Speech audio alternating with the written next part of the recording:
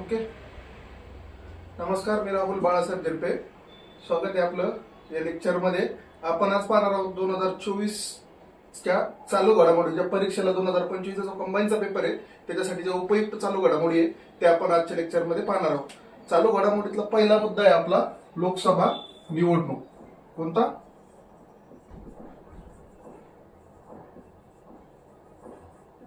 लोकसभा निवडणूक.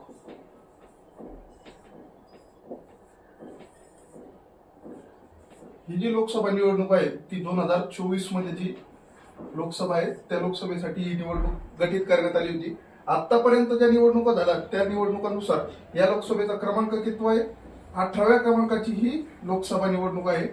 आणि या लोकसभा निवडणुकीमध्ये जवळपास 543 खासदार आपण निवडून दिलेले आहेत.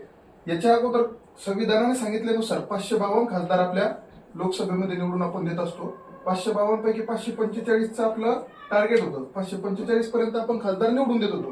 पण 545 मधलं जे डिस्क्रिप्शन होतं ते असं होतं की 543 प्लस 2 जे आहेत ते अँग्लो इंडियन सदस्य राहायचे. अँग्लो इंडियन हे जे अँग्लो इंडियन 2 सदस्य आहे या निवडणुकीत या 2 सदस्यांची नेमणूक करण्यात आलेली नाही, कारण यांची नेमणूक रद्द करण्याचं घटना दुरुस्ती झालेली आहे. 104वी घटना दुरुस्ती 2019 ला जी घटना दुरुस्ती झाली 104वी, त्या घटना दुरुस्तीनुसार या 2 सदस्यांचं निवडणुकीमधून नेमणूक करणं रद्द करण्यात आलंय. त्याच्यामुळे ऍक्च्युअल निवडणूक जी यावर्षी झाली ती 543 लोकांसाठीच, खासदारांसाठीच घेण्यात आलेली होती. आता या निवडणुकीमध्ये जे 543 खासदार आहेत त्या 543 पैकी सगळ्यात 14% म्हणजे 543 जर 100% त्यातले 14% खासदार जे आहेत त्या महिला खासदार म्हणून निवडून आलेले आहेत. महिला या खासदार म्हणून या ठिकाणी निवडून आलेले आहेत. 14%, 543 चे 14% म्हणजे जवळपास 74 खासदार यावेळेस कोण आहेत? महिला, ज्या या खासदारकीच्या निवडणुकीमध्ये खासदार म्हणून आपल्या लोकसभेच्या सभागृहात ते गेलेले आहेत. आता या निवडणुकीमध्ये जी निवडणूक घेण्यात आली ती निवडणूक घेण्यासाठी जवळपास 41 पक्ष असे होते. 41 पक्षांनी या निवडणुकीमध्ये भाग घेतला होता. 41 पक्षांचे खासदार या निवडणुकीमध्ये सहभागी झाले होते. ज्यांनी फॉर्म भरला होता आणि निवडणुकीमध्ये सहभागी झाले होते असे 41 पक्ष या निवडणुकीमध्ये सहभागी झाले होते. महत्वाची बाब म्हणजे अशी, ही निवडणूक संपूर्ण भारतात 7 टप्प्यांमध्ये पार पडली. म्हणजे 7 टप्प्यांमध्ये संपूर्ण भारतात ही निवडणूक घेण्यात आली. आणि महाराष्ट्राचा जर विचार करतो आपण, महाराष्ट्राचा विचार केला तर ही निवडणूक महाराष्ट्रात 5 टप्प्यांमध्ये गठीत करण्यात आली होती. त्यानंतर या निवडणुकीमध्ये महाराष्ट्राचा विचार करता या 74 ज्या महिला खासदार आहेत या 74 पैकी 7 खासदार या निवडणुकीमध्ये महाराष्ट्रातून गेलेले आहेत. तर ते 7 खासदार कोणत्या ते पाहूया आपण. 7 महिला खासदार या निवडणुकीमध्ये गेलेले आहेत. ते 7 पैकी पहिलं नाव जे येतं ते पहिलं नाव येतं सुप्रिया सुळे. या ज्या आहेत या 4 टर्म खासदार झालेले आहेत आतापर्यंत. 4 वेळेस यांनी लोकसभा निवडणुकीत भाग घेऊन ते निवडून आलेले आहेत. दुसरं नाव येतं याच्यामध्ये रक्षा खडसे. रक्षा खडसे या सुद्धा 3 वेळेस खासदार म्हणून निवडून आलेले आहेत आतापर्यंत. 3 वेळेस यांनी निवडणुकीत, लोकसभेच्या निवडणुकीत भाग घेतला आणि 3 वेळेस या दुसरं नाव या लोकसभा निवडणुकीत जे येतं ते दुसरं नाव येतं रक्षा खडसे. रक्षा खडसे, एकनाथ खडसे यांच्या या नातेवाईक आहेत. या 3 वेळेस आतापर्यंत खासदार म्हणून निवडून आलेले आहेत लोकसभा निवडणुकीमध्ये. याच्यामध्ये तिसरं नाव जे येतं ते प्रतिभा धानोरकर. यामध्ये तिसरं नाव जे येतं ते येतं प्रतिभा धानोरकर.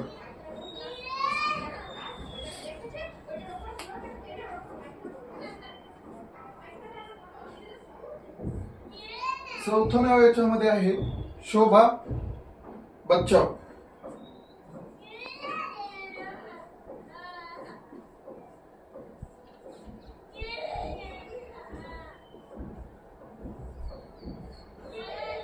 पाचवं नाव या निवडणुकीमध्ये जे महाराष्ट्रातून सामील झालेले आणि निवडून आलेले ते प्रणिती शिंदे.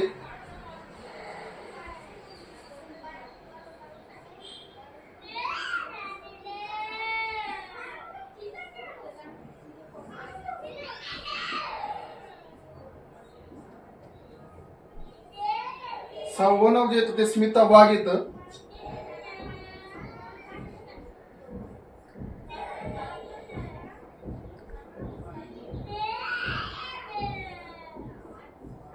आणि सातवं नाव जे त्यामध्ये येतं ते वर्षा गायकवाड.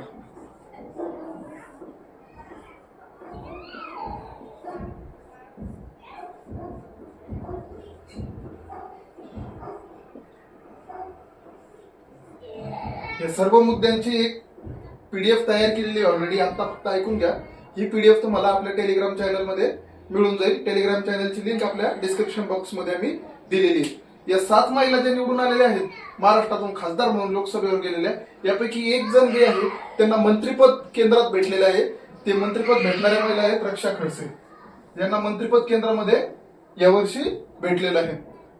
त्यानंतर सर्वात जास्त जागा निवडून आणणारा पक्ष जर विचार केला आपण तर बीजेपी हा पक्ष जो आहे, या बीजेपी या पक्षाने या निवडणुकीमध्ये सगळ्यात जास्त जागा निवडून आणलेल्या आहेत. 240 त्यांची संख्या आहे. भारतीय जनता पार्टी हा जो पक्ष आहे यांनी 2024च्या लोकसभा निवडणुकीमध्ये सर्वात जास्त खासदार लोकसभेवर निवडून आणलेले आहेत 240. त्या मागोमाग जर दुसरा प्रश्न पक्षाचा विचार केला तर दुसरा पक्ष जो आहे तो इंडियन नॅशनल काँग्रेस, याचे अध्यक्ष सध्या मल्लिकार्जुन खरगे आहेत. या इंडियन नॅशनल काँग्रेसने 99 जागा यावर्षी या ठिकाणी निवडून आणलेल्या आहेत. म्हणजे 99 खासदार या पक्षाचे लोकसभेमध्ये निवडून आलेले आहेत. आणि तिसऱ्या नंबरचा जो पक्ष आहे तो समाजवादी पक्ष जो आहे त्यांनी निवडून आणलेले आहेत जवळपास समाजवादी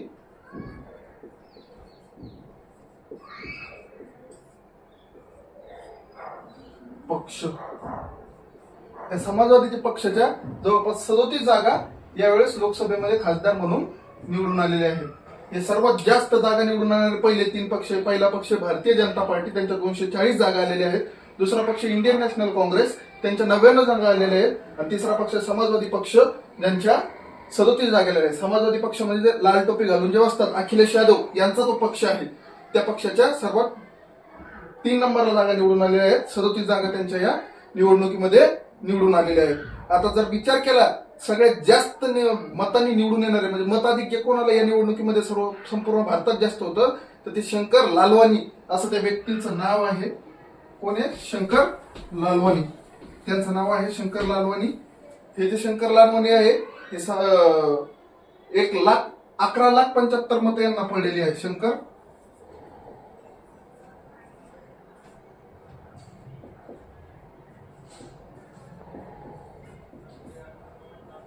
लालवानी यांना 11,75,000 मतं पडलेली आहेत. आणि भारतात सगळ्यात जास्त मतं मिळवणारा एकमेव खासदार या पदाचा मान त्यांनी निवडला आहे. यांचा मतदारसंघ इंदोर मतदारसंघ आहे. इंदोर या मतदारसंघातून हे निवडून आलेले आहेत. त्यानंतर सर्वात कमी मतांनी निवडून येणारा जर खासदार कोणता विचार केला तर आपले महाराष्ट्राचे आहेत रवींद्र वायकर. रवींद्र वायकर हे सर्वात कमी मतांनी निवडून येणारे खासदार आहेत. यांना जवळपास फक्त 48 मतांनी खासदारकीची सीट भेटलेली आहे. 48 मत, फक्त 48 मत यांना जास्त भेटलं होतं त्यांच्या अपोजिटच्या उमेदवारापेक्षा. आणि यांचा जो मतदारसंघ आहे रवींद्र वायकरांचा ते निवडून आलेले आहे मुंबई वायव्य मधून. कुठून? मुंबई वायव्य इथून हे निवडून आलेले आहे. आणि आता जर विचार केला तर सर्वात तरुण खासदार जर कोणी विचार केला या निवडणुकीमध्ये तर सर्वात तरुण खासदार जे आहेत ते आहेत पुष्पेंद्र सरोज. तरुण खासदार म्हणतोय मी. सर्वात तरुण खासदार आहे पुष्पेंद्र सरोज.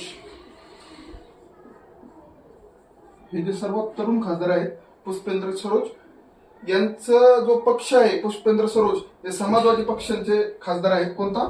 समाजवादी पक्ष. समाजवादी पक्षाचे खासदार आहेत. आणि यांचा मतदारसंघ जो आहे तो कौशंबी नावाचा मतदारसंघ आहे. कुठं? कौशंबी.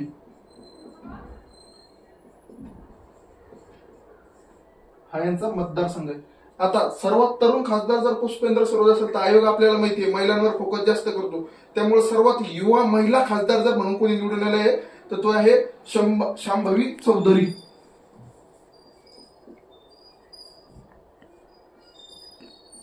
शांभवी चौधरी असं या महिलेचं नाव आहे, जे सर्वात तरुण महिला म्हणून खासदारपदी निवडून आलेले आहेत. यांचा मतदारसंघ आहे बिहार मधील समस्तीपूर.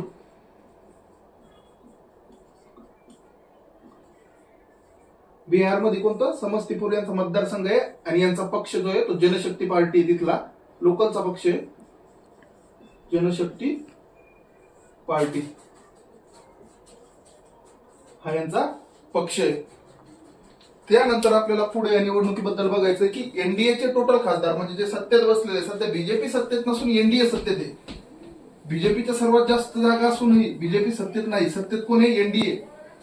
एनडीएचा फुल फॉर्म जो होतो तो Indian democratic alliance, NDA, Indian democratic national democratic alliance हा एनडीएचा फुल फॉर्म आहे.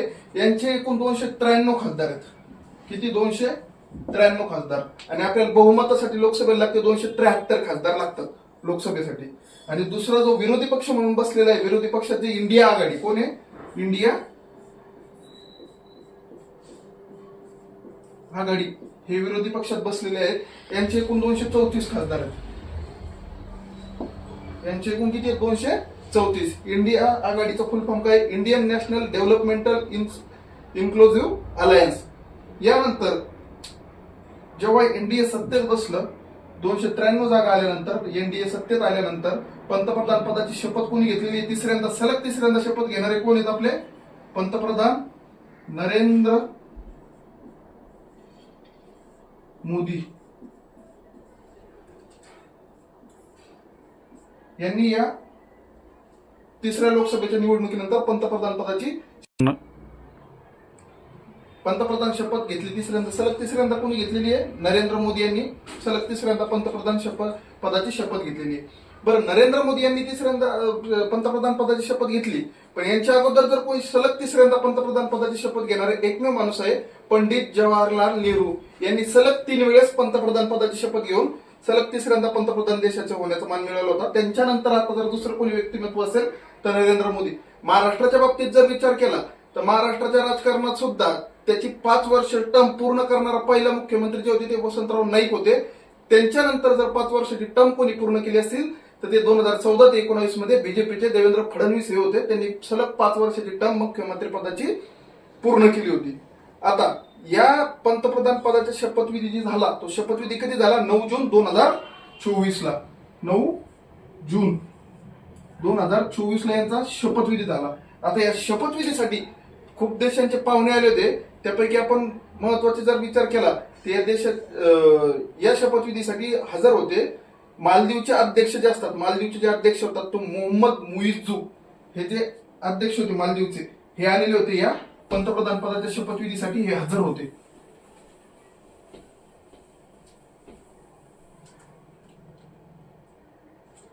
कुठले अध्यक्ष? मालदीवचे अध्यक्ष. कोण आहे? मोहम्मद मुइझ्झू.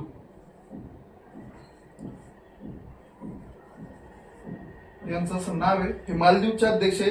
दुसरं जे होतं तो भूतानचे. नवीनच आता 2024 मध्ये भूतानच्या सुद्धा निवडणुका पार पडल्या. भूतानमध्ये पहिल्यांदाच लोकांकडून लोकशाही पद्धतीने निवडणुका घेण्यात आल्या. त्या भूतानचे पंतप्रधान जे आहे तो शेरिंग तोब्गे.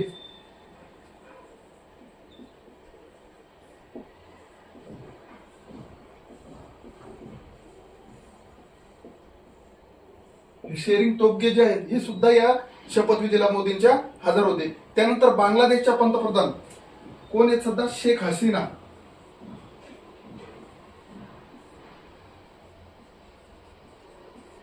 या सुद्धा या पंतप्रधान पदाच्या शपथविधीसाठी हजर होत्या. बांगलादेश आणि भूतान हे दोन आपले शेजारील राष्ट्र आहे आणि या दोन्ही राष्ट्रांच्या निवडणुका सुद्धा 2024 मध्ये पार पडल्यात आणि हे दोन्ही त्या राष्ट्रांचे पंतप्रधान आहे. त्यानंतर नेपाळचे सुद्धा पंतप्रधान आले होते. नेपाळच्या पंतप्रधानाचं नाव आहे पी.के. दहल.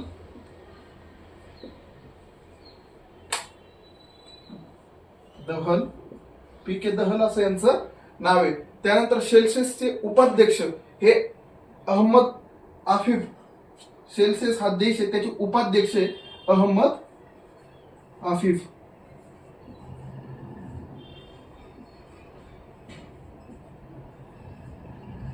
हे सुद्धा या मोदींच्या शपथविधी सोहळ्याला हजर होते. आणि त्यानंतर श्रीलंकाचे राष्ट्रपती जे आहे रानिल विक्रमसिंघे. कोण? श्रीलंकाचे राष्ट्रपती, आपला सगळ्यात जवळचा देश जो आहे श्रीलंका, त्याचे राष्ट्रपती रानिल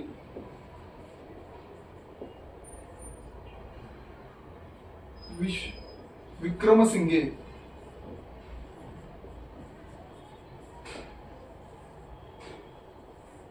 एवढे पावणे पंतप्रधान मोदींच्या शपथविधी सोहळ्याला हजर होते. हा झाला आपला आजचा पहिला मुद्दा. आता आपण दुसऱ्या मुद्द्याकडे, दुसऱ्या मुद्द्याला हात घालूया.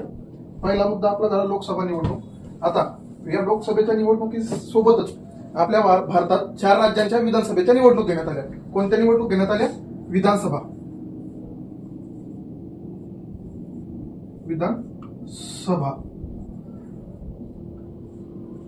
आता विधानसभेबाबतीत एक महत्वाची गोष्ट अशी आहे की भारतामध्ये सध्या 28 राज्य आहे आणि 8 केंद्रशासित प्रदेश आहेत.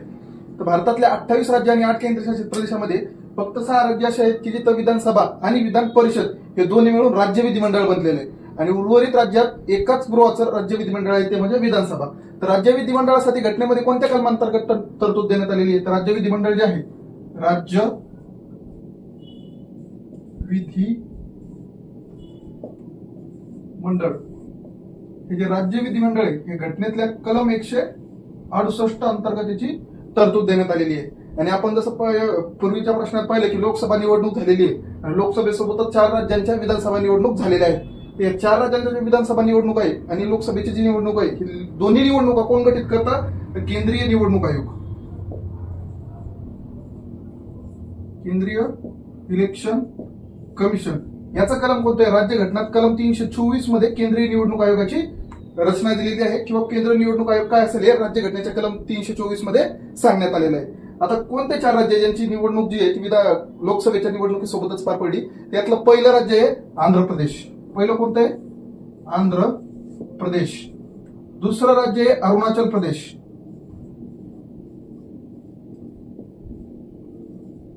अरुणाचल प्रदेश. तिसरं राज्य याच्यामध्ये आहे सिक्कीम. तिसरं राज्य कोणतं आहे?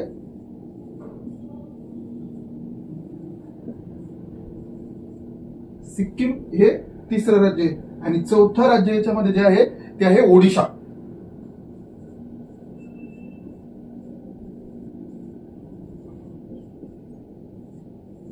आता या 4 राज्यांमध्ये विधानसभेच्या निवडणुकी पार पडलेल्या आहे. आता या 4 राज्यांमध्ये आपण यातलं थोडंसं डिटेलिंग माहिती जर घ्यायचं धरलं तर आंध्र प्रदेश हे जे राज्य आहे या राज्यामध्ये तेलगू देसम नावाचा एक पक्ष आहे. कोणता? तेलगू देसम. कोणता पक्ष आहे हा? तेलगू देसम नावाचा हा पक्ष आहे. या पक्षाने काय केलेलं आहे? देसम या पक्षाने आंध्र प्रदेशची जी विधानसभा आहे तिथं 175 जागांसाठी निवडणूक होती. किती? 175 जागांसाठी निवडणूक घेतली जाते. म्हणजे त्यांच्या विधानसभेवरती 175 आमदार निवडून येतात. या 175 आमदारांपैकी 135 आमदार हे तेलगू देसम पक्षाचे निवडून आलेले. किती? 135 आमदार कोणाचे निवडून आले? तेलगू देसम पक्ष. आणि तिथं मुख्यमंत्री कोण झालं? तर चंद्रबाबू नायडू. कोण इथं आंध्र प्रदेशचे मुख्यमंत्री?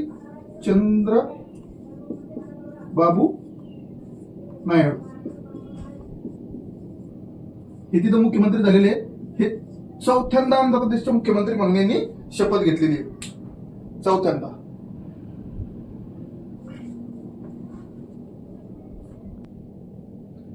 आंध्र प्रदेशचे मुख्यमंत्री म्हणून कोणी शपथ घेतलेली आहे? चंद्रबाबू नायडू यांनी शपथ घेतलेली. कितव्यांदा? 4 वेळेस यांनी शपथ घेतलेली. कोण? चंद्रबाबू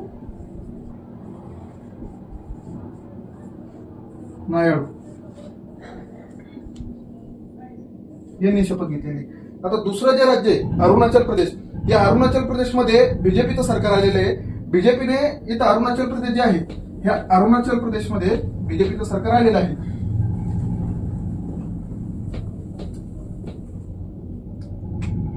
अरुणाचल प्रदेशमध्ये कोण आलं? बीजेपी.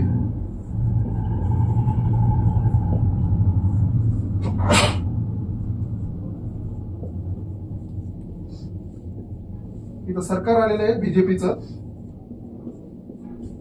आणि अरुणाचल प्रदेशची जी विधानसभा आहे, ते विधानसभेत एकूण जागा ज्या आहेत ना, ते एकूण जागा 60 जागा आहे. 60 जागांसाठी या अरुणाचल प्रदेशची विधानसभा आहे. म्हणजे इथे एकूण राज्यात 60 आमदार विधानसभेवर निवडून दिले जातात. त्या 60 पैकी किती जागा घेतलेल्या आहेत बीजेपीनं? 46 जागा ज्या आहेत त्या बीजेपीच्या पक्षाने घेतलेल्या आहे आणि आंध्र प्रदेशमध्ये बीजेपीनं सरकार बनवलेलं आहे. तर 46 जागा घेऊन यांनी त्या ठिकाणी मुख्यमंत्री पदाची निवड त्यांची केलेली. त्यांचं नाव आहे प्रेमा खंडूजी. प्रेमा खंडूजी असं या मुख्यमंत्र्यांचं नाव आहे, जे आंध्र प्रदेशचे नवनियुक्त मुख्यमंत्री आता झालेले आहे. आता तिसरं राज्य जे ओडिशा, या ओडिशामध्ये भाजपनं काय केलेलं आहे, 78 जागा घेऊन मोहन माझी हे जे आहे ना तिथं मुख्यमंत्री झालेले आहे. ओडिशामध्ये पण कोण? बीजेपीच हे झालेली ओडिशा. 78 जागा बीजेपीला भेटलेल्या आहे. कोणाला? बीजेपीला. आणि तो मुख्यमंत्री कोण झालेला आहे? मोहन माझी.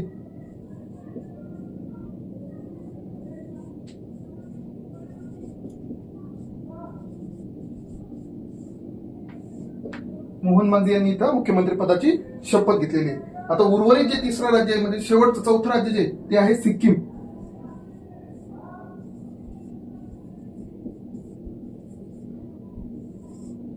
या सिक्कीम मध्ये जो सिक्कीमचा मूळचा पक्ष आहे, म्हणजे जो प्रादेशिक पक्ष आहे सिक्कीमचा, त्याचं नाव आहे सिक्कीम क्रांतिकारी पक्ष. काय नाव आहे?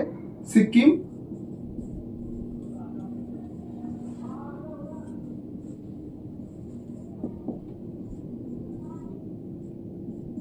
क्रांतिकारी पक्ष असं या पक्षाचं नाव आहे. या पक्षानं सिक्कीम मधल्या 32 जागांपैकी 31 जागा निवडून आणलेल्या. किती? सिक्कीमची विधानसभा जी आहे किती जागांसाठी गठीत केली जाते? 32 जागांसाठी. त्या 32 पैकी किती जागा यांना भेटल्यात? 31 जागा या सिक्कीम क्रांतिकारी पक्षाला भेटलेल्या आहेत. आणि या ठिकाणी सिक्कीमचे मुख्यमंत्री म्हणून कोणाची निवड झालेली आहे? प्रेमसिंग तमांग. त्यांचं नाव काय आहे? प्रेमसिंग तमांग. हाच प्रश्न आपल्याला पेपरमध्ये येऊ शकतो. हा प्रश्न कसा येऊ शकतो त्याबद्दल आपण थोडंसं पाहूया. प्रश्न असा येऊ शकतो की लोकसभेच्या निवडणुकी दरम्यान कोणत्या 4 राज्यांच्या निवडणुका घेतल्या जाणार आहे, त्यामध्ये आपल्याला 4 राज्यांचा गट दिला जाऊ शकतो. त्या गटापैकी गट ओळखा असं सांगितलं जाऊ शकतं, किंवा त्या 4 राज्यांची नावं देऊन त्या 4 राज्यांचे मुख्यमंत्री खालीलपैकी कोण, असं जोड्याजोळात सुद्धा प्रश्न येऊ शकतो. हा झाला आपला या आजचा दुसरा प्रश्न. आता आपण तिसऱ्या टॉपिक कडे वळूया. तर नुकतीच 2000 आपल्या इथे कोलंबो परिषद झालेली आहे.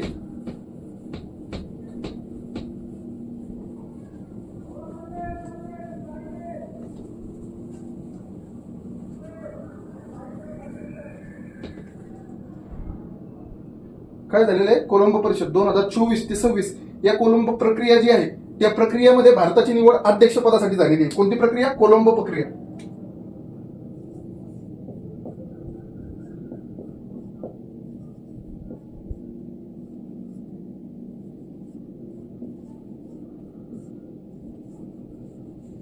या कोलंबो प्रक्रियेमध्ये 2024 ते 26 हे जे 2 वर्ष, किती? 2024 ते 2026 या 2 वर्षासाठी या कोलंबो प्रक्रियेचं अध्यक्षपद जे राहणार आहे ते आपल्या भारताकडे राहणार आहे. कोणाकडे? भारत. भारताकडे या प्रक्रियेचं अध्यक्षपद राहणे असल्या कारणाने हा प्रश्न आपल्यासाठी महत्वाचा आहे. हा टॉपिक आपल्यासाठी महत्वाचा आहे. या कोलंबो प्रक्रियेची सुरुवात कधी झालेली आहे? तर सुरुवातीची कधी झालेली आहे? स्थापना. या कोलंबो प्रक्रियेची स्थापना झालेली आहे 2003 मध्ये. बरं, ही स्थापना जी करण्यात आलेली आहे, ही स्थापना कशासाठी करण्यात आलेली होती? तर आपण जे परदेशात कामगार राहतात, कोण? कामगार, फॉरेन कामगार, परदेशी कामगार जे असतात ना, या कामगारांना ज्या परदेशामध्ये समस्या येतात, म्हणजे भारतीय एखादा मनुष्य आहे तो दुबईत जाऊन काम करतो, किंवा एखादा बांगलादेशचा व्यक्ती आहे आणि जो भारतात येऊन काम करतोय, भारतात येऊन तो काम करणारा भारतात कामगार झालाय, तर त्या कामगारांना ज्या परदेशात भेडसावणाऱ्या समस्या आहेत त्या समस्या दूर करण्यासाठी या प्रक्रियेची स्थापना करण्यात आली होती. या प्रक्रियेअंतर्गत त्या कामगारांचे प्रश्न सोडवले जातात. त्या कामगारांना रोजगारातून विकासाचे फायदे कसे काढता येईल ते सांगितलं जातं. त्यानंतर याची अंमलबजावणी करण्याचं काम म्हणजे त्या देशातील, ज्या देशात कामगार काम करतात त्या देशातील सरकार त्यांच्यासाठी कायदे बनवतंय की नाही, किंवा त्या देशातील विदेशी कामगारांना सरकार प्रोत्साहन देतंय की नाही, किंवा त्यांची काळजी घेते की नाही, हे तपासण्यासाठी कोलंबो प्रक्रियेची स्थापना 2003 मध्ये करण्यात आलेली होती. आता या कोलंबो प्रक्रियेमध्ये किती देश सदस्य आहेत, तर याचे सदस्य देश आहेत 12. सदस्य देश किती आहेत? 12 सदस्य देश आहेत. आता 12 मध्ये कोणता, तर भारत, पाकिस्तान. पहिला कोणता आहे आपला? भारत, इंडिया. दुसरा आहे पाकिस्तान. तिसरा बांगलादेश. त्यानंतर चौथा नेपाळ. पाचवा चायना. सहावा देश तो आहे जो आहे कंबोडिया.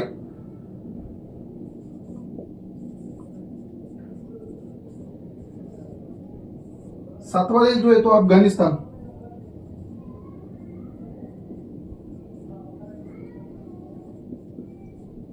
सातवा देश कोणता आहे?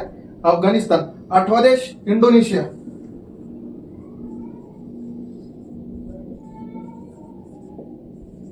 आठवा देश कोणता आहे? इंडोनेशिया. नववा देश फिलिपिन्स.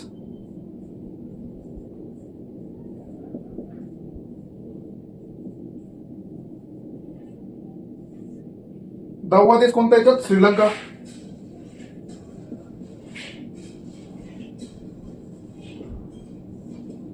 अकरावा देश याच्यात आहे थायलंड आणि 12वा देश आहे व्हिएतनाम.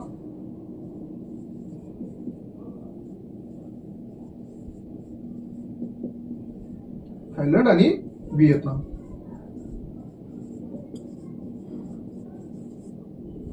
आता याच्यात लक्षात ठेवण्यासारखं काहीच नाही. भारताच्या बाजूचे सर्व भारताच्या सीमे लगतचे जवळपास देश याच्यात आहे.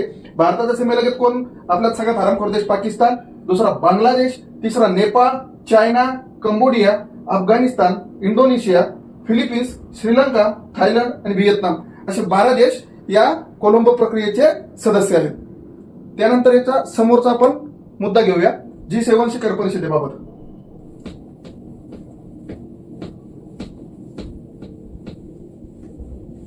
या कोलंबो प्रक्रियेवर जर क्वेश्चन यायचा म्हणेल तर तो क्वेश्चन डायरेक्ट येऊ शकतो, कारण भारत सध्या अध्यक्षपद स्थान कोलंबो प्रक्रियेचं भूषवतोय. त्याच्यामुळे क्वेश्चन आपल्याला डायरेक्ट येऊ शकतो. तो खालीलपैकी कोणता देश कोलंबो प्रक्रियेचे अध्यक्ष स्थान म्हणून 2024 ते 2026 या कालावधीसाठी राहणार आहे, किंवा असाही प्रश्न येऊ शकतो की खालीलपैकी कोणते देश हे कोलंबो प्रक्रियेचे सदस्य आहेत. हे 2 प्रश्न याच्यामध्ये आपल्याला येऊ शकतात. आता G7 जी शिखर परिषद आहे त्या बाबतीत आपण विचार करूया. कोणती शिखर परिषद?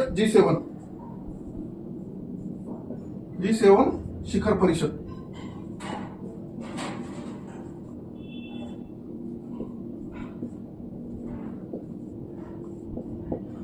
आता ही G7 शिखर परिषद आहे, या शिखर परिषदेची जी स्थापना आहे ती स्थापना करण्यात आलेली होती. G7 शिखर परिषदेची स्थापना करण्यात आलेली कधी? स्थापना याची कधी झाली? 1975. स्थापना कधी आहे? 1975. पण ज्यावेळेस तिची स्थापना झाली त्यावेळेस ही G7 नाही तर G6 म्हणून ओळखली जात होती, कारण याच्यात फक्त 6 राष्ट्रांचा समावेश होता. त्याच्यामुळं ही स्थापनेच्या वेळी G6 म्हणून ओळखली जाणारी परिषद होती, कारण 1975ला जेव्हा G7 गटाची स्थापना झाली त्यावेळेस त्याच्यात 7 नाही तर 7 सदस्य होते. तर त्यानंतर 1976 जे स्थापनेनंतर किती वर्षी? पहिल्याच वर्षी 1976ला पहिला कॅनडा हा देश तिच्यात ऍड झाला.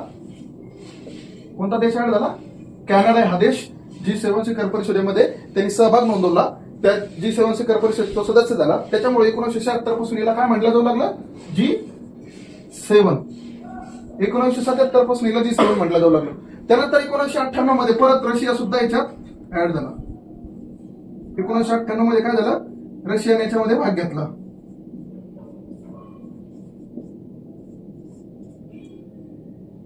एकोणीसशे 1998 ला रशियाने भाग घेतल्यामुळं 1998 पासून पुढे याला काय म्हटलं जाऊ लागलं? G8, कारण त्याच्यामध्ये राष्ट्रांची संख्या 8 झाली होती, त्याच्यामुळे G8 असा त्याचा उल्लेख केला जाऊ लागला. त्यानंतर 2014ला डायरेक्ट 2014ला जेव्हा रशियानं क्रिमिया हस्तगत केलं युक्रेनकडनं, जो वाद आजही चालू आहे की युक्रेन आणि रशियाचं युद्ध, जेव्हा रशियानं युक्रेनकडनं क्रिमिया हस्तगित केलं त्यानंतर या G8च्या सदस्य गटांनी उरलेल्या 7 राष्ट्रांनी रशियाला G7 मधून म्हणजेच त्यावेळेसच्या G8 मधून बाहेर काढलं आणि 2014ला परत या परिषदेचं नाव काय करण्यात आलं? G7 करण्यात आलं. कशामुळं? कारण 2014ला रशिया हा या G7च्या गटातून बाहेर पडला म्हणून हिचं नाव G7 आता आपण म्हणतो. 2098 ते 2014 पर्यंत तिला आपण G8 परिषद असंच म्हणत होतो. पण 2014ला जेव्हा रशियानं क्रिमिया हस्तगत केलं युक्रेनकडनं, त्यावेळेस त्यांनी त्याचं नाव G7 केलं, कारण रशियाला बाकीच्या 7 सदस्य राष्ट्रांनी या परिषदेमधून बाहेर काढलं होतं. आता हे आपल्यासाठी महत्वाचं काय? कारण आत्ताच अलीकडे 13 ते 15 जून मध्ये 2024 ची घटना ही. किती जून? 13 जून ते 15 जून. किती? 13 ते 15 जून 2024 या कालावधीमध्ये आपल्या देशाचे पंतप्रधान नरेंद्र मोदी हे जे आहेत ना, हे या G7च्या शिखर परिषदेसाठी प्रमुख पाहुणे म्हणून गेलेले होते. आणि ही G7 परिषद कुठं झाली? इटलीला. कुठं? इटलीला ही परिषद या वर्षीची घेण्यात आली होती. तिथं प्रमुख पाहुणे म्हणून गेले होते आपल्या देशाचे पंतप्रधान नरेंद्र मोदी.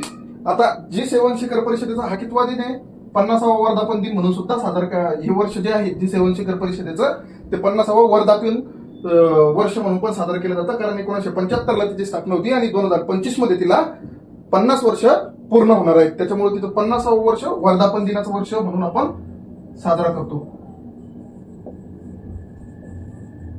वर्धापन दिन G7चा हा वर्धापन दिन आहे. भारताचे पंतप्रधान म्हणून तिसऱ्या कार्यकाळात पंतप्रधान पदांनी सूत्र हाती घेतल्यानंतर हा विदेश दौरा जो केला, म्हणजे पंतप्रधान पदाची शपथ घेतली. किती जूनला? 9 जूनला शपथ घेतली त्यांनी आणि 13 जूनला लगेच ते G7च्या शिखर परिषदेला हजर राहिले. त्यामुळं पंतप्रधान म्हणून तिसऱ्यांदा शपथ घेतल्यानंतर हा पहिलाच पंतप्रधान मोदींचा विदेश दौरा होता. कितवा? पहिला दौरा होता. या अगोदर सुद्धा भारत G7 शिखर परिषदेला उपस्थित राहिलेला आहे. कोणत्या वर्षी? 2019ला उपस्थित होता, 2021ला सुद्धा उपस्थित होता आणि 2022 मध्ये सुद्धा भारत या G7च्या शिखर परिषदेसाठी उपस्थित होता. परंतु ह्या वर्षी G7 शिखर परिषदेचा अध्यक्षच कोणाला केलेला आहे? भारत या देशाला केलेला आहे. आता या G7 मध्ये जे काही देश येतात ते देश कोणते कोणते ते आपण बघूया.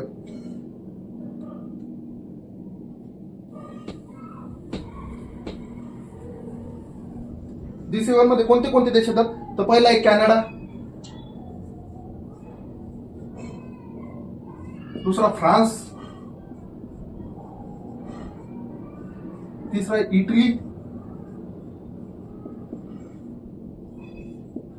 चौथा जो देश आहे इथं जपान, पाचवा UK युनायटेड किंगडम असं याला आपण म्हणतो UK, आणि त्यानंतर युरोपियन युनियन 6वं,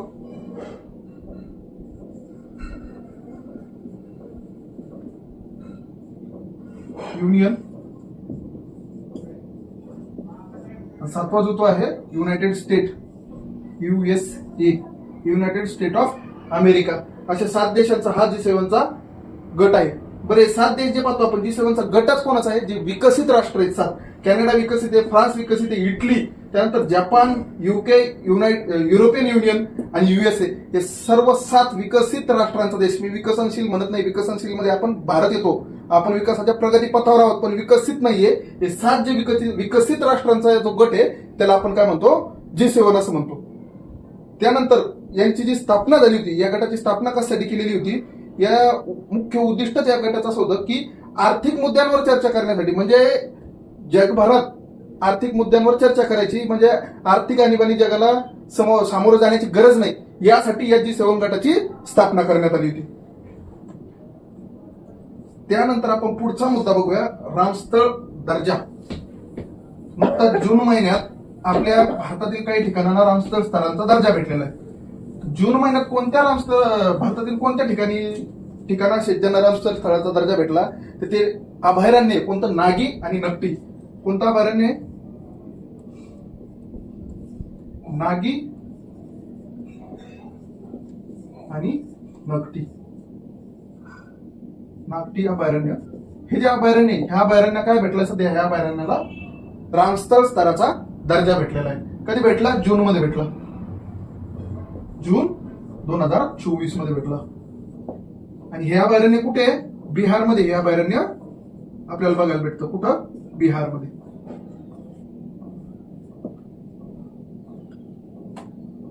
आता रामस्थळ स्तराचा दर्जा या नागी आणि नक्ती अभयारण्याला भेटला, जून 2024 मध्ये भेटला. त्यानंतर हे अभयारण्य कुठे आहे? बिहार या राज्यात आहे. पण नेमकं रामस्थळ काय? तर रामस्थळ स्थळ जे असतं ते जे तयार करणं चालू झालं होतं ते 1971 ला चालू झालं होतं. 1971 ला या रामस्थळ स्तराच्या दर्जा द्यायला सुरुवात करण्यात आली होती आणि त्याला नाव दिलं होतं रामसर. हे कशामुळे दिलं होतं की इराणमध्ये हा करार झाला होता. कुठं? इराण या देशात रामस्तर नावाचं एक शहर आहे, जागा आहे रामस्तर, या ठिकाणी हा करार झाला होता. त्यामुळे या कराराला नाव सुद्धा त्या जागेचं देण्यात आलं, रामस्तर तळ. त्यानंतर भारताने हा करार कधी स्वीकारलेला आहे? तर आपण 1 फेब्रुवारी 1982, कधी 1971 ला हा चालू झाला जगभरात, पण आपण स्वीकारला कधी? 1 फेब्रुवारी 1982 मध्ये हा करार आपण स्वीकारलेला आहे. 1 फेब्रुवारी 1982 ला रामस्थळ स्थळाचा करार जो आहे तो करार भारतानं स्वीकारलेला आहे. कोणी? आपण, भारत. आपण कधी स्वीकारला? 1 फेब्रुवारी 1982 ला हा करार आपण स्वीकारलेला आहे. याचं मुख्य उद्दिष्ट काय माहिती का? पाणथळ जे दलदलीचे प्रदेश असताना त्या प्रदेशांचं संवर्धन करणं, तिथली बायोडायव्हर्सिटी जपणं म्हणजे जैवविविधता जपणं, या कारणासाठी या करार स्थापन करण्यात आलेला होता. आणि आतापर्यंत जे भारतात जे आहे, किती रामस्थळ स्थळ झालेले आतापर्यंत? 85 झालेले. किती? 85 रामस्थळ स्थळ भारतात आतापर्यंत झालेले आहे, ज्यांना दर्जा भेटलाय रामस्थळ स्थळांचा. त्यानंतर महाराष्ट्रात किती आहेत? महाराष्ट्रात 3 आहेत. कुठे? महाराष्ट्रात किती आहेत? 3. कोणते कोणते 3 आहेत ते बघून घेऊया लगेच. पहिले ठाणे खाडी. ठाणे खाडी. त्यानंतर येतं दुसरं नांदूर मध्यमेश्वर.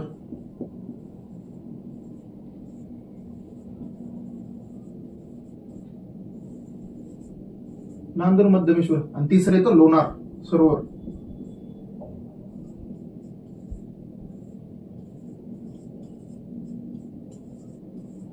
हे 3 जे ठाणे खाडी, नांदूर मध्यमेश्वर आणि लोणार सरोवर, हे 3 जे स्थळ आहेत हे रामस्थळ स्थळ म्हणून महाराष्ट्रातले 3 ठिकाणं आहेत. आणि देशात किती आहेत? एकूण 85 रामस्थळ स्थळ आपल्या इथं आहे. आणि नुकताच जून मध्ये 5 जून कितीला भेटलेला आहे? 5 जून. जून मध्ये पण किती तारखेला? 5 तारखेला हा दर्जा यांना भेटलेला आहे. नागी नक्ती अभयारण्य जे पक्षी अभयारण्य, त्या पक्षी अभयारण्याला बिहारच्या या रामस्थळ स्थळाचा दर्जा म्हणून नामांकन भेटलेलं आहे. आता याच्या पुढचा प्रश्न आपण बघूया की आपल्या देशात जगातील, पुढचा टॉपिक काय आपला, की जगातील सर्वात उंच रेल्वे पूल जो आहे तो कुठं बांधण्यात येतोय? भारतात बांधण्यात येतोय. किंवा बांधणं झालाय, येतोय नाही म्हणता येणार, बांधून झालाय. कोणता? जगातील सर्वात उंच रेल्वे पूल. जगातील म्हणतो मी, भारतातील नाही. जगातील सर्वात उंच रेल्वे पूल.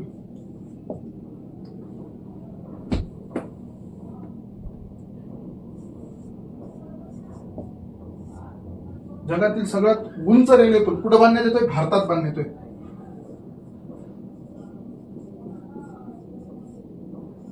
कुठं तयार झाला हा? भारतात. पण भारतात पण कुठं? तर हा जो रेल्वे पूल आहे, जगातील सर्वात उंच रेल्वे पूल जो आहे तो तयार झालेला आहे जम्मू आणि काश्मीरमध्ये. जम्मू अँड काश्मीरमध्ये. जम्मू आणि काश्मीरमध्ये कोणत्या ठिकाणी झालाय? चिनाब नदी जी आहे, चिनाब, या चिनाब नदीवर हा रेल्वे पूल बांधून झालाय. प्रश्न येऊ शकतो याच्यावर की जगातील सर्वात उंच रेल्वे पूल कोणत्या नदीवर बांधण्यात आलेला आहे? तर तो कोणत्या नदीवर आलेला आहे? चिनाब या नदीवर तो बांधण्यात आलेला आहे. आणि तिची यशस्वी चाचणी सुद्धा पहिल्या रेल्वेची झालेली आहे.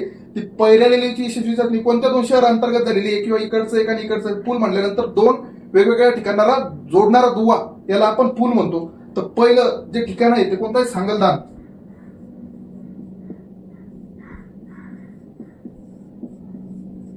पहिलं ठिकाण कोणतं आहे?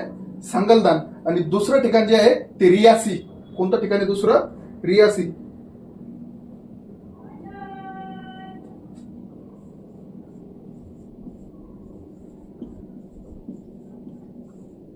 हे जे रियासी, सांगलदान ते रियासी, यामध्ये हा रेल्वे पूल बांधण्यात आलेला आहे. आणि तो कोणत्या नदीवर बांधण्यात आलेला आहे? चिनाब नदी. म्हणजे सांगलदान, हे रियासी, हा मध्ये हा जो आहे तो रेल्वे पूल, आणि खाली जी जाती आहे ती नदी आहे कोणती? चिनाब.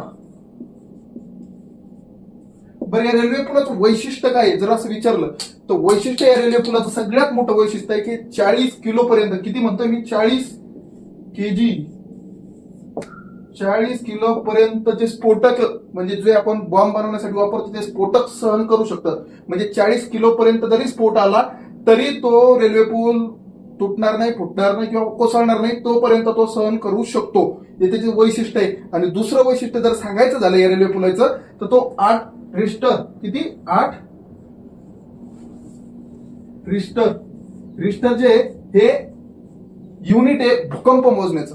हे जे रिश्टर आहे 8 रिश्टर, हे रिश्टर जे युनिट आहे कशाचं आहे, भूकंप मोजण्याचं युनिट आहे. 8 रिश्टर पर्यंत जरी भूकंप आला तरी तो पूल जसाचा तसा उभा राहील, तेवढी त्याची कॅपॅसिटी सहन करण्याची. त्यानंतर सगळ्यात अजून एक वैशिष्ट्य या पुलाचं असं आहे की जो आपण आयफिल टावर बघतो, त्या आयफिल टावरची जगातलं सगळ्यात उंच टावर आपण त्याला म्हणतो, त्या आयफिल टावरची उंची 330 मीटर. किती, 330 मीटर.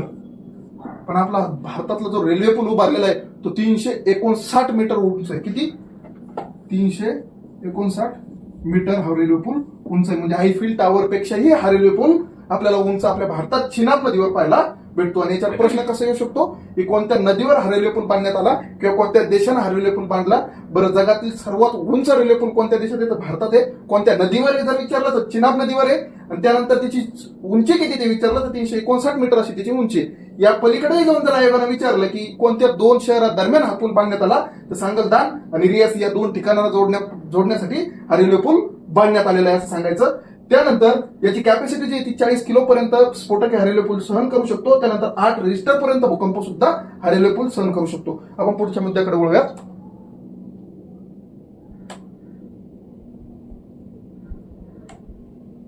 पुढचा मुद्दा आहे आपला महाराष्ट्रात नुकतंच 19 जून 2024 ला एक बंदर तयार करण्यासाठी मंजुरी भेटली. किती तारखेला भेटली, 19 जून 2024. 19 जून 2024 ला एक बंदर बांधण्यासाठी मंजुरी भेटली. त्या बंदराचं नाव आहे वाढवण बंदर. काय नाव आहे,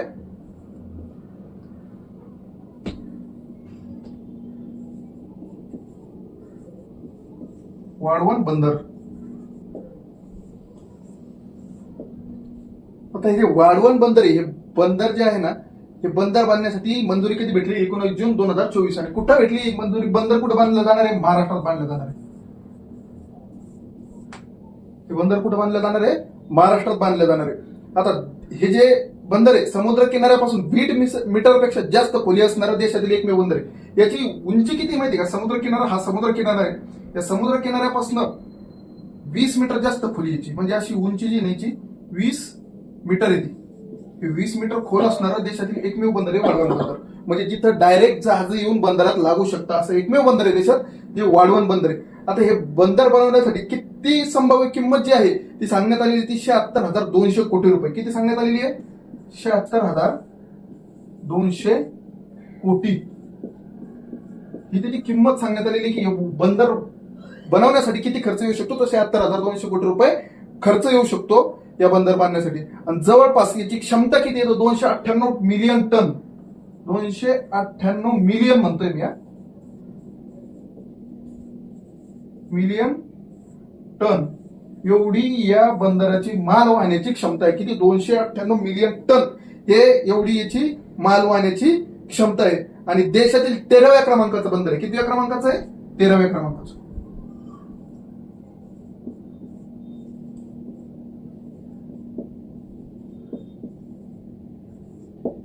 क्रमांकाचं देशातील हे बंदर आहे. त्यानंतर सध्या देशात असलेल्या बंदरामध्ये या बंदराची क्षमता सगळ्यात जास्त होणार आहे. म्हणजे आपल्या भारतात सध्या जेवढे काही बंदर उपस्थित आहेत त्या बंदरापेक्षा या बंदराची क्षमता जी मालवाण्याची ही सर्वात जास्त तयार केली जाणार आहे. कारण या बंदराची जी बांधकामची मंजुरी ती 19 जून 2024 ला भेटलेली आहे. यानंतर आपण पुढच्या मुद्द्याकडे वळू. त्यानंतर एक योजना आहे जी पंतप्रधान मोदी यांनी चालू केलेली आहे.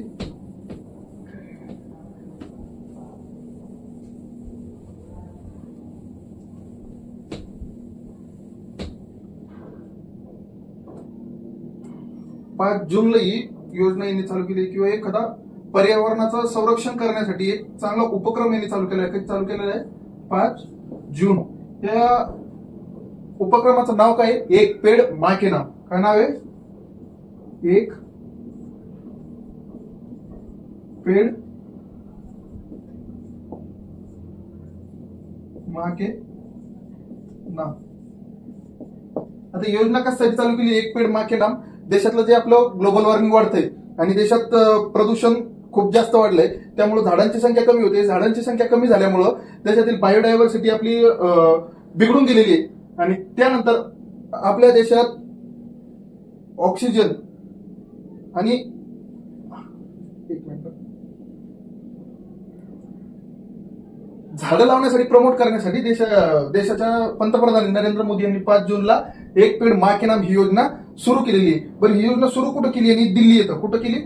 दिल्ली येथे या योजनेचा प्रारंभ करण्यात आलेला आहे. दिल्ली. पण दिल्लीत पण कुठं?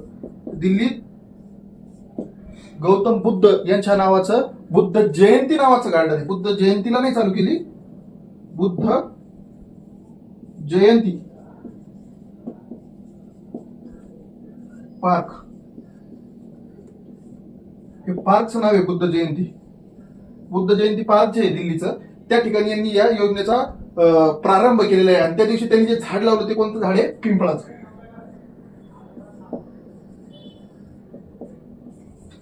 पिंपळाचं झाड पंतप्रधान नरेंद्र मोदी यांनी बुद्ध जयंती पार्क मध्ये लावलेलं आहे. याच्यावर जास्तीत जास्त वन लाईनर येऊ शकतो. तो पण कसं येऊ शकतो की भारताचे पंतप्रधान नरेंद्र मोदी यांनी 5 जून 2024ला पर्यावरणासाठी कोणती नवीन मोहीम चालू केली? तर एक पेड माँ के नाम ही मोहीम त्यांनी चालू केलेली आहे. त्यानंतर आपण पुढचा मुद्दा बघूया.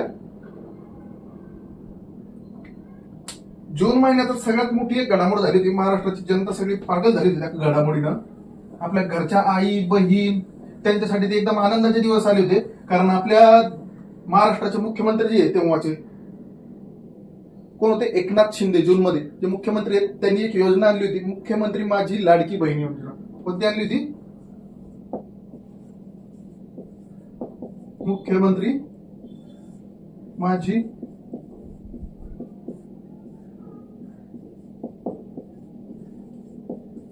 लाडकी बहीण योजना.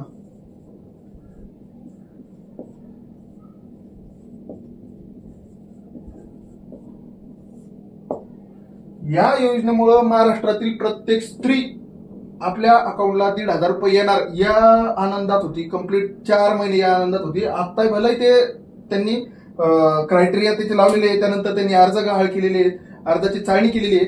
पण जेव्हा जून महिन्यात ही योजना आली होती तेव्हा सरसकट ही योजना दिली जात होती.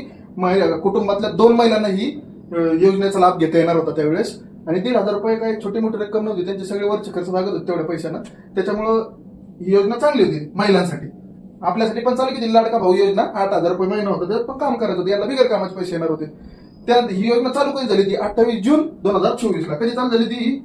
28 जून 2024ला ही योजना चालू करण्यात आली होती. यासाठी वयोमर्यादा काय ठेवली होती? वयोमर्यादा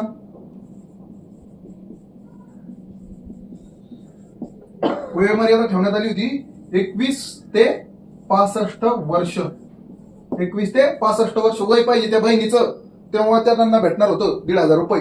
आणि पैसे किती भेटणार होते? 1,500 रुपये. 1,500 रुपये अकाउंटला पडणार डायरेक्ट खटकन पहिल्या दिवशी. आणि ही जी योजना, ही योजना सगळ्यात पहिले जर भारतात कोणी आणली असेल तर ती मध्य प्रदेशचे जे मुख्यमंत्री होते शिवराज सिंग चौहान MP.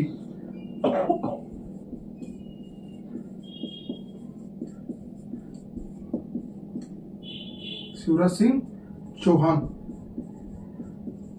यांनी ही योजना MP मध्ये चालू केलेली होती. अगोदर त्या MPच्या तिथं या योजनेला फक्त नाव काय होतं? लाडली बहिणा.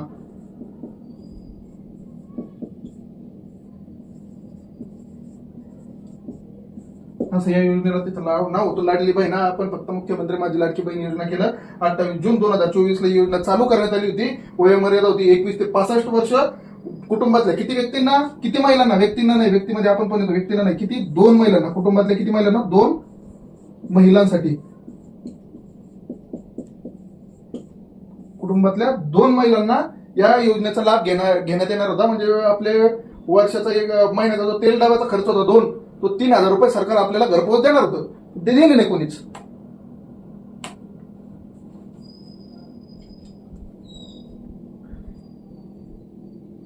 त्यानंतर आपण आता पुढचा एक आंतरराष्ट्रीय मुद्दा घेऊया. आंतरराष्ट्रीय म्हणजे युद्ध सरावाचा हा मुद्दा आहे.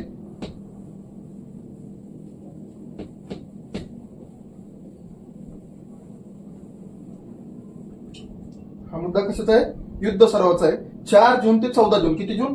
4 जून ते 14 जून या दरम्यान अमेरिकेमध्ये कोणता युद्ध सराव पार पडला? Red flag.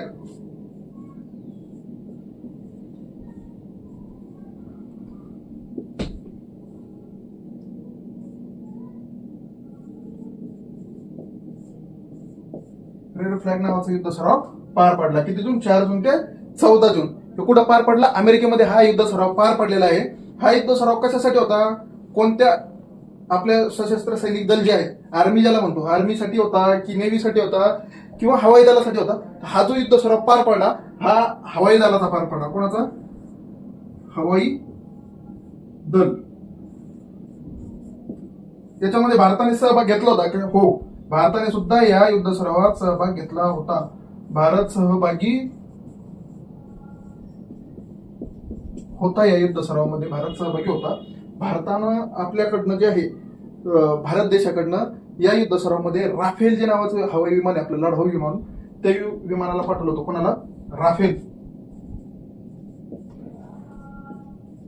आता इथं प्रश्न का बरं म्हटलं मी येऊ शकतो, कारण हे राफेल विमान आहे हे भारताचं आहे. भारताने या युद्ध सरावात सहभाग घेतला होता.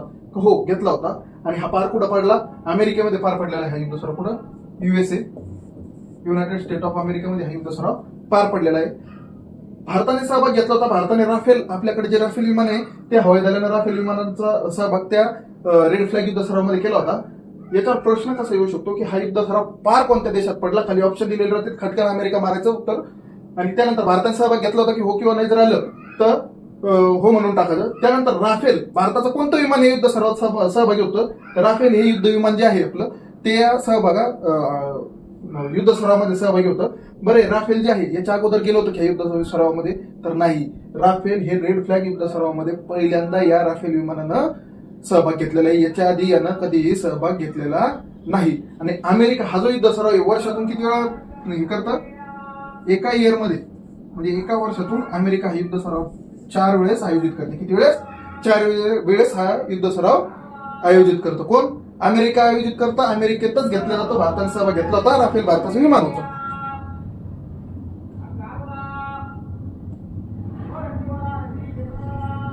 भारताच्या लोकसभा निवडणुकीबद्दल एक विशेष माहिती समोर आलेली आहे. ती अशी की भारताची जी लोकसभा निवडणूक आहे ती झाली, आपल्याला मान्य आहे, सगळ्या गोष्टी झाल्या. एनडीए जिंकली, इंडिया आघाडी हरली. सत्तेत नितीश कुमार आणि चंद्रबाबू नायडू यांना घेऊन मोदीजी सत्तेत आले. त्यांनी 9 जून रोजी शपथ सुद्धा घेतली. पण या लोकसभेत एक नवीन मुद्दा ऍड झालेला आहे. तो मुद्दा असा आहे की शॉम्पेन नावाची जी जमात आहे, कोणती? शॉम्पेन नावाची एक जमात आहे. कोणती? शॉम्पेन नावाची जमात आहे. या जमातीनं देश स्वतंत्र झाल्यापासून आज 76 ते 77 वर्ष झाली आपल्या देशाला स्वतंत्र झाल्यापासून. निवडणुका पाहायला गेलं तर 1951 पासून आतापर्यंत निवडणुका प्रत्येक लोकसभेला घेण्यात आलेल्या आहे. म्हणजे 18वी लोकसभा ही 18 वेळेस याच्या अगोदर सुद्धा लोकसभेसाठी निवडणुका घेण्यात आलेल्या आहे. पण शॉम्पेन ही जी जमात आहे ही आतापर्यंत लोकसभेच्या निवडणुकीपासून वंचित होती. या जमातीनं 18व्या लोकसभेला भारतात असताना सुद्धा स्वातंत्र्यानंतर पहिल्यांदा मतदान केलंय. कधी केलंय? स्वातंत्र्यानंतर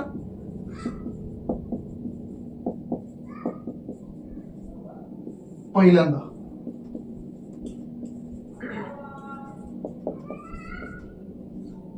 स्वातंत्र्यानंतर पहिल्यांदाच या जमातीनं मतदान केलेलं आहे. स्वातंत्र्यानंतर पहिल्यांदा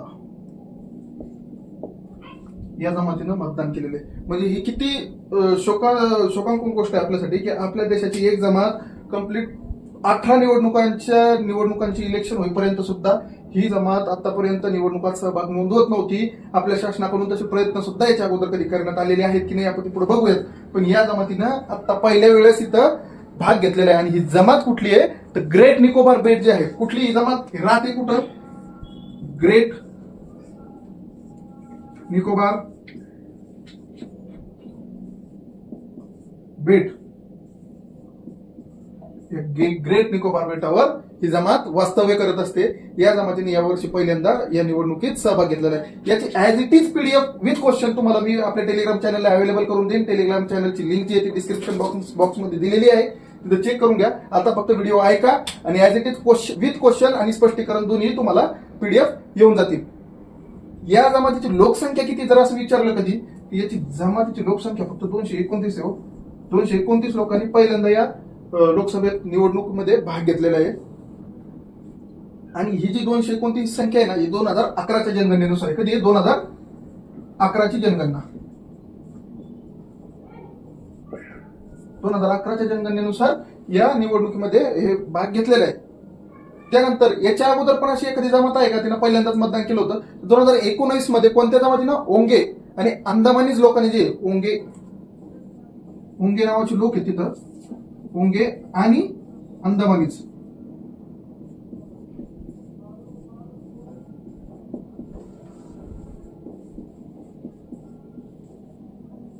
हे जे लोक यांनी 2019च्या निवडणुकीत पहिल्यांदा मतदान केलं होतं. कधी? 2019च्या निवडणुकीत. आता हे शॉम्पेन नावाची जी जमात आहे, या जमातीची भाषा सुद्धा कोणती असं विचारलं भाषा, तर ती शॉम्पेनच भाषा आहे असं म्हणून सांगतात आपल्याला. शॉम्पेनच त्यांची भाषा आहे. याच्यावर प्रश्न कसा येऊ शकतो की 2024ची जी लोकसभा निवडणूक झाली त्यापैकी जी खालीलपैकी कोणती जमात अशी आहे जिने या निवडणुकीत पहिल्यांदा स्वातंत्र्यानंतर सहभाग घेतला? ती शॉम्पेन जमात आहे. याला घुमून जर प्रश्न विचारला त्यांनी किंवा ऑडमॅनवर जर काढायला लावलं वाक्यरचना देऊन आणि असं सांगितलं की या जमातीची लोकसंख्या 200, 250, 300च्या वरती म्हणून, तर ते सांगायचं नाही. 2011च्या जनगणनेचा जो डाटा आहे आपल्याकडे, त्या डाट्यानुसार 229च यांची सध्या संख्या आहे. त्यांची भाषा कोणती आहे? शॉम्पेन. हीच त्यांची भाषा आणि तीच त्यांची जमात आहे. राहतात कुठं? ग्रेट निकोबार बेटावर राहतात. ते पण विचारू शकतात क्वेश्चन मध्ये की शॉम्पेन नावाची जी जमात आहे जिने पहिल्यांदा त्या निवडणुकीमध्ये भाग घेतला, ती जमात कोणत्या बेटावर राहते? लक्षद्वीप बेट, अंदमान निकोबार बेट, ग्रेट निकोबार बेट किंवा वरीलपैकी एक नाही. तर ग्रेट निकोबार बेटाला आपल्याला गोल करून यायचंय. वळूयात आपण पुढच्या मुद्द्याकडे. भारताने जे आहे ते नुकतंच काय केलंय? स्वदेशी बनावटीचं जे मानवविरहित रॉकेट बॉम्बर एक तयार केलंय. मानवविरहित रॉकेट बॉम्बर म्हणजे त्याला माणसाची गरज नाही चालवण्यासाठी. ते स्वतः चालतं. ऑटो पायलट मोडवर टाकलं की जसं आता महिंद्राच्या गाड्या चालतात ना, तसं ते स्वतः चालतं. पण हे स्वदेशी बनावटीचं आहे रॉकेट बॉम्बर, जे भारतानं बनवलेलं आहे. ते भारतानं रॉकेट बॉम्बर जे बनवलेलं, कोणी बनवलंय? भारतानं. काय बनवलंय? Rocket bomber. भारताने काय बनवलंय? रॉकेट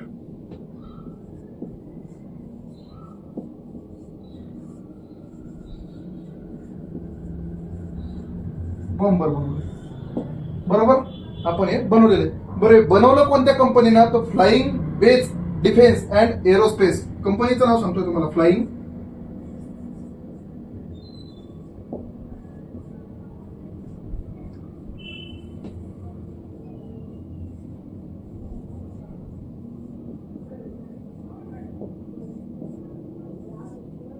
वेज, त्यानंतर डिफेन्स अँड एरोस्पेस,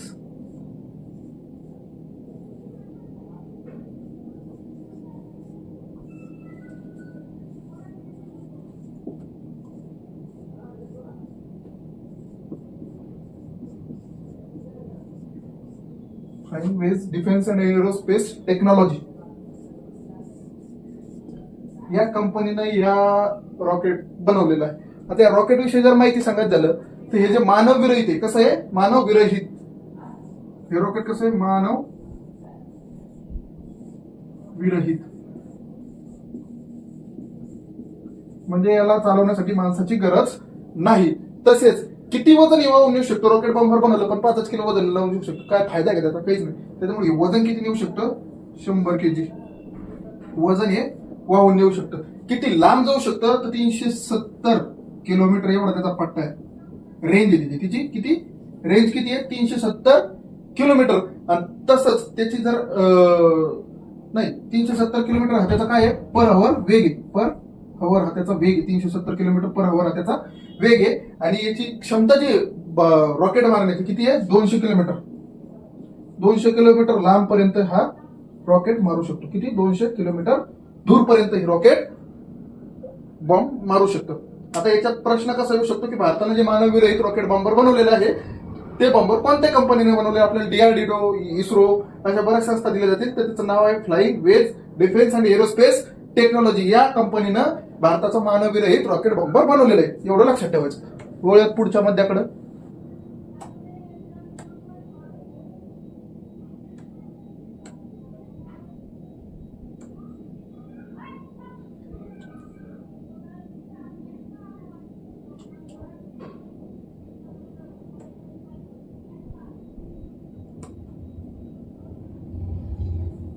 भारतानं आत्ताच या रॉकेट बॉम्बर सोबत अजून एक चाचणी घेतलेली आहे. कशाची घेतलेली आहे? रुद्रम 2 क्षेपणास्त्र. कोणतं? रुद्रम 2.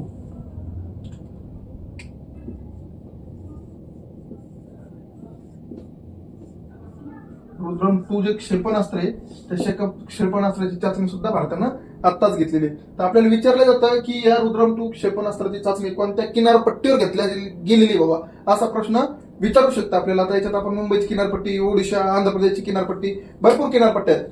तर या कोणत्या किनारपट्टीवर घेतलेली त्याचं सगळ्यात ऑप्शन कोणतं आहे? ओडिशा.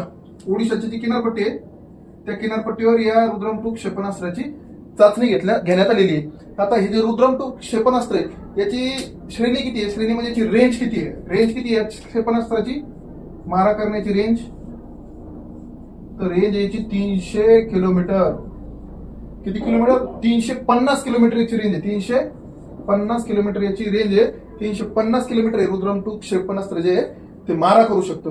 त्यानंतर याचे जे कमांड आहे ते हवेपासून, कमांड आणि कंट्रोल जे आहे ते सेंटर हवेपासून जमिनीपर्यंत सगळे नष्ट करू शकतो. म्हणजे एखाद्या दुसऱ्या देशाचे कमांड सेंटर असतात बघा जमिनीवर. कमांड सेंटर जे असतात ना, कमांड सेंटर अशी लावलेले असतात बघा इथं जमिनीवर. देशाचे कमांड सेंटर हॉलमध्ये इकडे तिकडे, ती कमांड सेंटर हवेतून नष्ट करू शकतो डायरेक्ट तिथं जाऊन.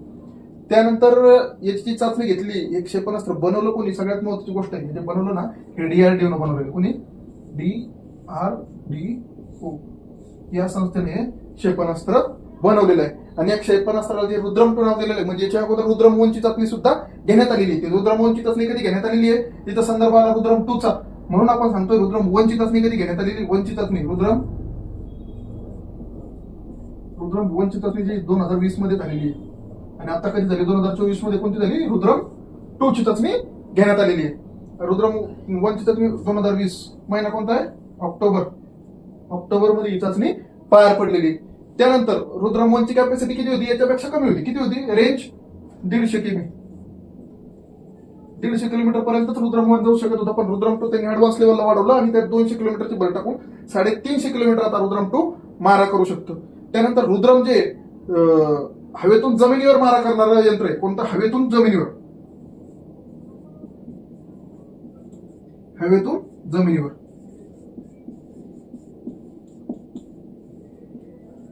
कुठं मारा करते? हवेतून जमिनीवर हे क्षेपणास्त्र मारा करत असतं. आणि या रुद्रम 3 ची रुद्रम 1 आलं होतं 2020 मध्ये, रुद्रम 2 आलं 2024 मध्ये, आणि रुद्रम 3 ची टेस्टिंग आपली चालू आहे, बनवणं चालू आहे. त्याची रेंज काय असू शकते? रुद्रम 3 ची 550 किलोमीटर याची रेंज असू शकते. 550 किलोमीटर असं सांगण्यात आलेलं आहे DRDO कडून. आणि याचं काम आता चालू आहे. आणि याला रुद्रम हे जे नाव देण्यात आलेलं आहे ना, हे रुद्रम राव आपल्या संस्कृत भाषेमध्ये देण्यात आलेले आहे. त्याच्यामुळे संस्कृत भाषेवरूनच किंवा आपल्या संस्कृतीवरूनच हे रुद्रम हे नाव याला देण्यात आलेलं आहे. हा रुद्रम हा संस्कृत शब्द आहे. हे झालं रुद्रम 2 बद्दल. त्यानंतर आता आंतरराष्ट्रीय क्रिकेट बद्दल एक माहिती समोर आलेली आहे नुकतीच जून मध्ये. ती माहिती अशी की आंतरराष्ट्रीय क्रिकेटमध्ये 7000 धावा पूर्ण करणारी, म्हणजे 7000 धावा पूर्ण करणारी महिला खेळाडू कोण आलेली आहे आता आंतरराष्ट्रीय क्रिकेटमध्ये?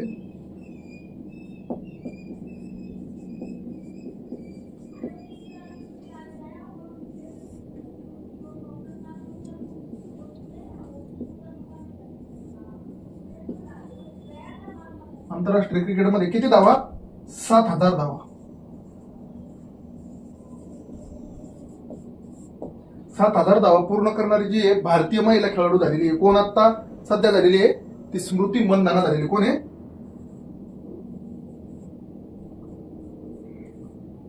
स्मृती मंदाना.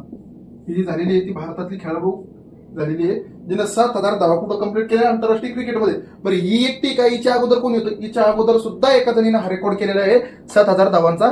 हिच्या अगोदर आंतरराष्ट्रीय क्रिकेटमध्ये 7000 धावा पूर्ण करणारी पहिली खेळाडू कोण आहे? तर पहिली खेळाडू आपल्याला नाव सांगता येईल मिताली राज. मिताली राज हिनं सगळ्यात पहिल्यांदा 7,000 धावा पूर्ण केल्या होत्या. त्यानंतर आता 2 नंबरची जी झाली ती स्मृती मंदाना झाली. आणि जर आंतरराष्ट्रीय क्रिकेटचा विचार केला तर या 7,000 धावा पूर्ण करणाऱ्या ज्या व्यक्ती आहेत ही भारताची दुसरी स्मृती मंदाना झाली. पहिली मिताली राज आहे आणि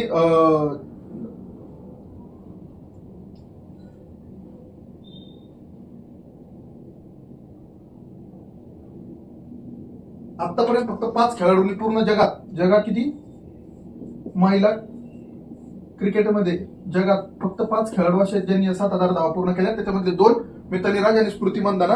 एक सुजी बेट्स नावाची एक खेळाडू आहे तिसरी. काय नाव आहे? सुजी बेट्स. हिनं सुद्धा 7,000 धावा पूर्ण केलेल्या आहेत. या अगोदर एक दिवसीय सामन्यात सुद्धा शतक स्मृतीचं 6वे शतक असून मिताली राजचं किती आहे? 7वं शतक आहे. म्हणजे मिताली राज स्मृतीपेक्षा एक पाऊल सध्या अजून पुढे आहे. कारण 7,000 धावाईच्या अगोदर मिताली राजने कंप्लीट केलेलं आहे. स्मृती मंदाना आत्ता केल्या. त्यानंतर मिताली राजवर किती एक दिवसीय क्रिकेट सामन्यात म्हणतोय मी, किती एक दिवसीय वन डे मॅच असतात ना, त्या वन डे मॅच मध्ये मिताली राजच्या नावावर किती आहे? 6 शतक आहेत आणि स्मृतीच्या नावावर किती आहेत? 5. कोणत्या मॅच मध्ये? वन डे मॅच मध्ये 5 शतक 6 शतक स्मृतीच्या नावावर आहे आणि 7 शतक मिताली राजच्या नावावर. चलो